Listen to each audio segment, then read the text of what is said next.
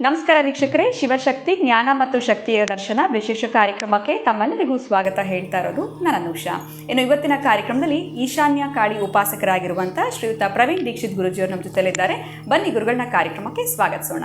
ನಮಸ್ತೆ ಗುರುಗಳೇ, ಕಾರ್ಯಕ್ರಮಕ್ಕೆ ಸ್ವಾಗತ. ನಮಸ್ತೆ ಗುರುಗಳೇ, ಇವತ್ತಿನ ಪ್ರಶ್ನೆ ಏನು ಅಂತಂದರೆ ಮದುವೆಗೆ ಸಂಬಂಧಪಟ್ಟ ಹಾಗೆ. ಎಲ್ಲೋ ಒಂದು ಕಡೆ ಮನೆ ಕಟ್ಟಿ ನೋಡು, ಮದುವೆ ಮಾಡಿ ನೋಡು ಅಂತ ಇದೆ ಮಾತು. ಎಲ್ಲ ಮದುವೆಗೆ ಪ್ರಯತ್ನ ಪಡ್ತಿರ್ತಾರೆ ಹಲವಾರು ವರ್ಷಗಳಿಂದ. ಎಜುಕೇಷನ್ ಚೆನ್ನಾಗಿರುತ್ತೆ, ಆಸ್ತಿ ಅಂತಸ್ತಿರುತ್ತೆ, ಕೆಲಸ ಇರುತ್ತೆ, ಆದರೂ ಕೂಡ ಈ ಮದುವೆ ಅನ್ನೋಂಥದ್ದು ಆಗ್ತಾ ಇರೋದಿಲ್ಲ ಅಂತ ಹೇಳ್ಬೋದು. ಸಾಕಷ್ಟು ಜ್ಯೋತಿಷ್ಯದವ್ರ ಬಳಿ ಹೋಗಿರ್ತಾರೆ, ಮದುವೆಗೆ ಜಾತಕಗಳು ತೋರಿಸಿರ್ತಾರೆ, ಪರಿಹಾರಗಳನ್ನ ಕೊಟ್ಟಿರ್ತಾರೆ, ಕದಲಿ ವಿವಾಹ ಮಾಡಿಸು, ಕುಂಭ ವಿವಾಹ ಮಾಡಿಸಿ ಅಂತ. ಆ ಪರಿಹಾರಗಳನ್ನ ಮಾಡ್ಕೊಂಡಿದ್ರು ಕೂಡ ಮದುವೆ ಫಿಕ್ಸ್ ಆಗ್ತಾ ಇರೋದಿಲ್ಲ. ಏನು ಕಾರಣ ಇರಬಹುದು? ಅವ್ರಿಗೆ ಮದುವೆ ಆಗೋ ಯೋಗನೇ ಇರೋದಿಲ್ವಾ? ಏನು ಹೇಳ್ತೀರಾ ಗುರುಗಳೇ ಇದ್ರ ಬಗ್ಗೆ? ಬಹಳ ಮುಖ್ಯವಾದ ಪ್ರಶ್ನೆ. ಈಗ ಇರೋ ಸಮಸ್ಯೆಗೆ ಬಹಳ ಮುಖ್ಯವಾದ ಪ್ರಶ್ನೆ ಏನಂದರೆ, ನಮ್ಮ ಹತ್ರನೇ ಬಂದು ಜ್ಯೋತಿಷಿಗಳ ಹತ್ರ ಬಹಳ ಸಮಸ್ಯೆಗಳನ್ನು ಕೇಳ್ಕೊಂಬಂದಾಗ ಪ್ರಧಾನ ಸಮಸ್ಯೆ ಮದುವೆನೇ. ಮದುವೆ ಆಗಲ್ಲ ಸ್ವಾಮಿ, ನನ್ನ ಮಗಳಿಗೆ, ನನ್ನ ಮಗನಿಗೆ ಮಾಂಗಲ್ಯ ದೋಷ ಇದೆ, ಕುಜ ದೋಷ ಇದೆ ಅಂತ ಬರ್ಕೊಟ್ಟಿದ್ದಾರೆ ಸ್ವಾಮಿ ಅಂತ ಹೇಳ್ತಾರೆ. ಯಾಕೆ ಅಂದಾಗ ಜ್ಯೋತಿಷಿಗಳಾಗಿರ್ಬೋದು, ಪುರೋಹಿತರುಗಳಾಗಿರ್ಬೋದು, ಒಂದು ಸಮಸ್ಯೆಗೆ ಪರಿಹಾರ ಕಟ್ಟಿತ್ತ ಬುತ್ತಿ ಇದ್ದೇ ಇರುತ್ತೆ. ಸಮಸ್ಯೆ ಇದೆ ಅಂದಮೇಲೆ ಅದಕ್ಕೆ ಪರಿಹಾರ ಇದ್ದೇ ಇರುತ್ತೆ ಅಲ್ವಾ? ಅದೇ ರೀತಿಯಾಗಿ ಕುಂಭ ವಿವಾಹ, ಅರ್ಕ ವಿವಾಹ, ಕದಳಿ ವಿವಾಹ, ಈ 3 ವಿವಾಹವನ್ನು ನಾವು ಕುಜದೋಷಕ್ಕೆ ಕೊಡ್ತೀವಿ. ಎಷ್ಟೋ ಜನ ಬಂದು ಕೇಳ್ತಾರೆ, ಅಮ್ಮ ಕುಜದೋಷ ಇದೆ, ಕದಳಿ ವಿವಾಹ ಮಾಡಿಸು ಅಂತ ಹೇಳ್ತೀವಿ ಅಲ್ವಾ? ಗುರುಗಳೇ, ನಾನು ಆಲ್ರೆಡಿ ಮಾಡಿಸಿದ್ದೀನಿ ಗುರುಗಳೇ, ಆದರೂ ನನಗೆ ಮದುವೆ ಆಗ್ತಾ ಇಲ್ಲ ಅಂತ ಹೇಳ್ತಾರೆ. ಏನಕ್ಕಾಗಿಲ್ಲ ಅದನ್ನು ತಿಳ್ಕೋಬೇಕು.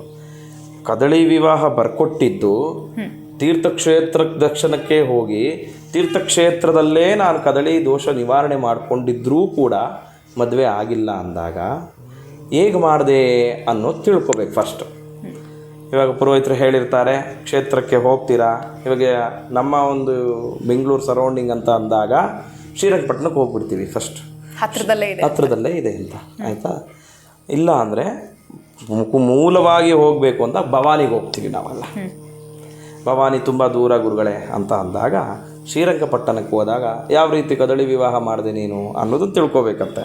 ಅಪ್ಪ ಒಂದು ಕದಳಿ ತೊಗೊಂಬರ್ತಾರೆ, ಅದನ್ನು ಯಾರೋ ಒಬ್ಬರು ಕುಯ್ದಿರ್ತಾರೆ, ಅದನ್ನು ತಂದು ಒಂದು ಮಣ್ಣು ಪಾಟಲ್ಲಿ ಇಟ್ಟುಬಿಟ್ಟು ತಂದಲ್ಲಿ ನಮ್ಮ ಮುಂದೆ ಇಡ್ತಾರೆ. ಪೂಜೆ ಎಲ್ಲ ಆಗಿ ಅದಕ್ಕೊಂದು ಮಾಂಗಲ್ಯ ಧಾರಣೆ ಮಾಡಿಸ್ತೀರಾ. ಆಮೇಲೆ ಏನು ಮಾಡ್ತೀರಾ? ಅದನ್ನು ಛೇದನ ಮಾಡ್ತೀರಾ ಅಲ್ವಾ? ಛೇದನ ಆಗಿರೋ ಬಾಳೆ ಗಿಡನ ನೀನು ಮತ್ತೆ ಛೇದನ ಮಾಡಿದಾಗ ಇನ್ನೆಲ್ಲಿಂದ ದೋಷ ನಿವಾರಣೆ ಆಗುತ್ತೆ? ಅದು ಆಲ್ರೆಡಿ ಆ ಬಾಳೆ ಗಿಡ ಸತ್ತೋಯ್ತು. ಜೀವ ಇರೋ ಬಾಳೆ ಗಿಡಕ್ಕೆ ನೀನು ಹೋಗಿ ಮದುವೆ ಮಾಡಿದಾಗ ಮಾತ್ರ ನಿನ್ನ ದೋಷ ನಿವಾರಣೆ. ಅದಕ್ಕೆ ಬಾಳೆ ತೋಟಕ್ಕೆ ಹೋಗಬೇಕು.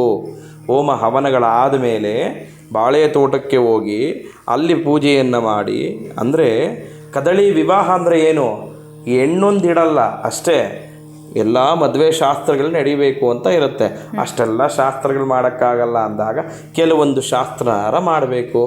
ಆ ಭೂಮಿಯಲ್ಲೇ ಇರುವ ಬಾಳೆ ಗಿಡಕ್ಕೆ ನಾವು ಜೀರಿಗೆ ಬೆಲ್ಲವನ್ನು ಹಾಕಿ ಅದಕ್ಕೆ ಮಾಂಗಲ್ಯ ಧಾರಣೆಯನ್ನು ಮಾಡಿ ಅದಕ್ಕನ್ನು ಛೇದನ ಮಾಡಿದಾಗ ನಿಮ್ಮ ದೋಷ ಪರಿಪೂರ್ಣವಾಗಿ ನಿವಾರಣೆ ಆಗುತ್ತೆ.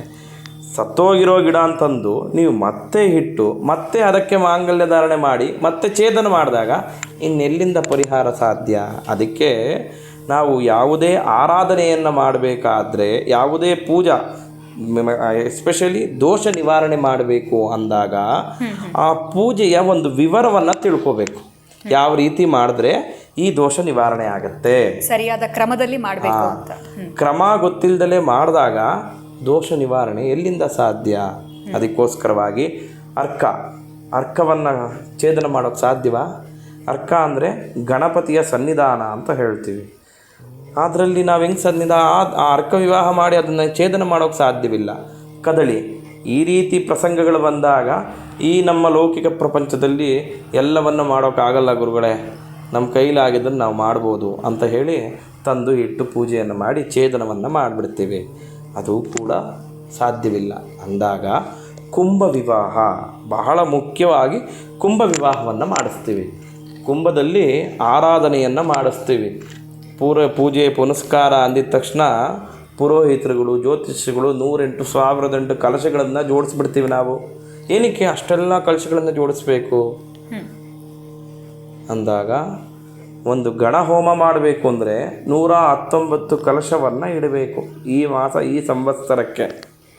ಅಂಥದ್ರಲ್ಲಿ ನೀನು ಬರೀ ಗಣಪತಿಯನ್ನೇ ಆರಾಧನೆ ಮಾಡ್ತೀಯಾ? ಗಣಪತಿಯ ನಂತರ ನವಗ್ರಹಗಳನ್ನು ಆರಾಧನೆ ಮಾಡ್ತೀವಿ. ನವಗ್ರಹದಲ್ಲಿ ವಿಶೇಷವಾಗಿ ಕುಜನನ್ನು ಆರಾಧನೆ ಮಾಡ್ತೀವಿ.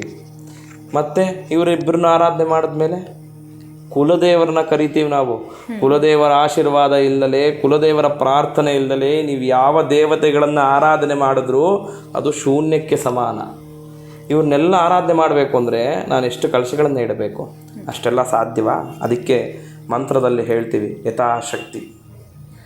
ಅಂದರೆ ಭಗವಂತ ನಮಗೇನು ಶಕ್ತಿ ಕೊಟ್ಟಿದ್ದಾನೆ ಆ ಶಕ್ತಿಯಲ್ಲಿ ಕಲಶ ಸ್ಥಾಪನೆಗಳನ್ನು ಮಾಡಿ ಕುಂಭ ವಿವಾಹವನ್ನು ಮಾಡಿದಾಗ ಈ ಕುಜದೋಷದ ಪೂರ್ಣವಾದ ದೋಷ ನಿವಾರಣೆ ಖಂಡಿತ ಫಲ ಸಿಕ್ಕುತ್ತೆ.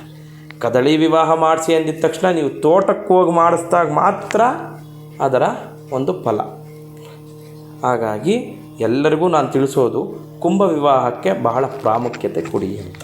ಖಂಡಿತ ಗುರುಗಳ, ಎಲ್ಲೋ ಒಂದು ಕಡೆ ವಿವಾಹ ವಿಳಂಬ ಆಗ್ತಾ ಇರೋರು ಯಾವ ರೀತಿ ಸರಿಯಾದ ಕ್ರಮದಲ್ಲಿ ಈ ಒಂದು ಕದಳಿ ಅಥವಾ ಕುಂಭ ಅರ್ಕ ವಿವಾಹನ ಮಾಡ್ಕೊಳ್ಬೇಕಾಗತ್ತೆ ಅನ್ನೋದ್ರ ಬಗ್ಗೆ ಇವತ್ತಿನ ವಿಡಿಯೋನಲ್ಲಿ ತಿಳಿಸ್ಕೊಟ್ಟಿದ್ದೀರಾ. ಬಹಳ ಧನ್ಯವಾದಗಳು ತಮಗೆ. ನಮಸ್ಕಾರ. ಜೈ ಶ್ರೀಕೃಷ್ಣ. ನೀವು ಕೂಡ ಮದುವೆಗೆ ಪ್ರಯತ್ನ ಪಡ್ತಾ ಇದ್ದೀರಾ, ಎಲ್ಲೋ ಒಂದು ಕಡೆ ವಿಳಂಬ ಆಗ್ತಾ ಇದೆ, ಎಲ್ಲ ರೀತಿ ಪರಿಹಾರ ಮಾಡ್ಕೊಂಡಿದ್ದೀವಿ, ಆದರೂ ಕೂಡ ಮದುವೆ ಫಿಕ್ಸ್ ಆಗ್ತಾ ಇಲ್ಲ ಅಂದರೆ ಚಿಂತೆ ಮಾಡಬೇಡಿ. ಈಗಷ್ಟೇ ಗುರುಗಳು ತಿಳಿಸಿರುವಂಥ ಈ ಒಂದು ಪರಿಹಾರವನ್ನು ಸರಿಯಾದ ಕ್ರಮದಲ್ಲಿ ಮಾಡಿಕೊಳ್ಳಿ. ಇದ್ರ ಬಗ್ಗೆ ಹೆಚ್ಚಿನ ಮಾಹಿತಿ ಬೇಕು ಅಂದರೆ ಸ್ಕ್ರೀನ್ ಮೇಲೆ ಕೂಡ ಸಂಖ್ಯೆಗಳು ಬರ್ತಾ ಇದೆ ಅಂತ ಹೇಳ್ತಾ ಇವತ್ತಿನ ವಿಡಿಯೋನ ಮುಗಿಸುವಂತಹ ಸಮಯ ಆಗಿದೆ. ನಮಸ್ಕಾರ.